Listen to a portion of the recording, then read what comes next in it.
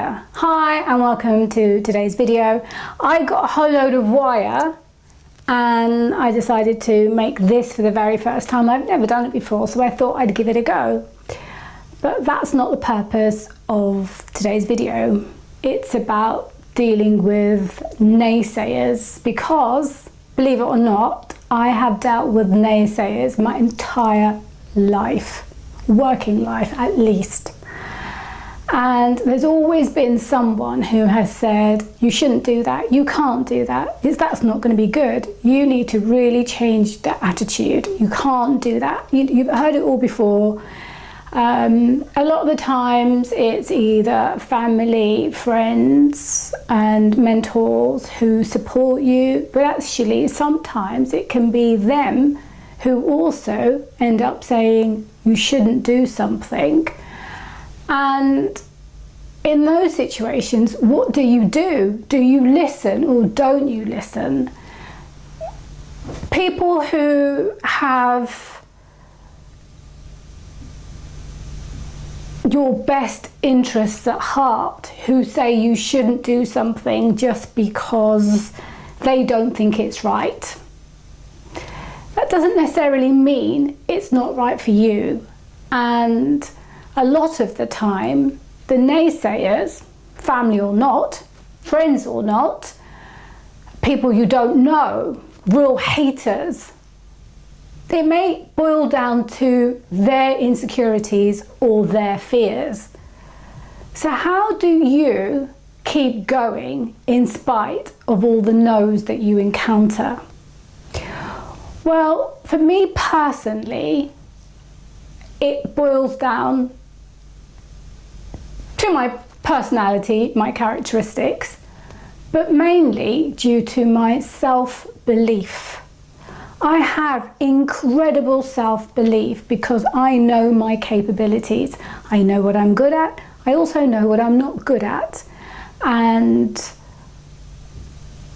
I think I tend to only air an opinion about doing something when I know I can do it, because then I've thought it through, it doesn't sound illogical in my head, and I think I'm open to sharing it.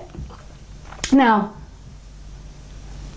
I can categorically tell you some of the things I've done have been big fat fails, but I'm okay with failing. In fact, I think we should all fail to appreciate the successes we do. Failure to me isn't a sign of not performing or being successful.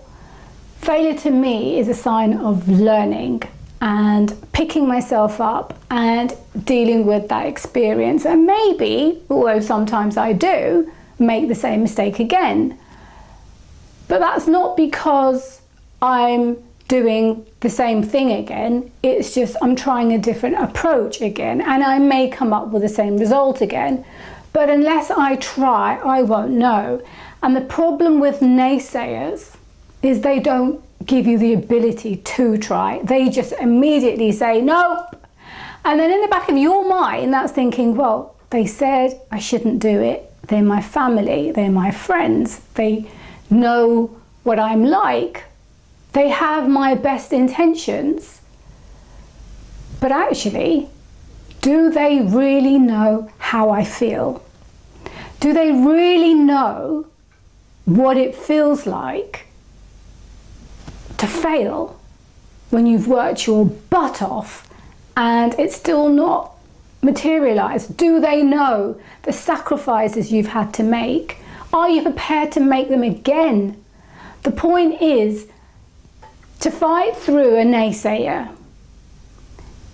you've got to have incredible, I mean categoric self-belief, belief in yourself, in the sacrifice you're prepared to make, in your ability, in your talents, in your skills.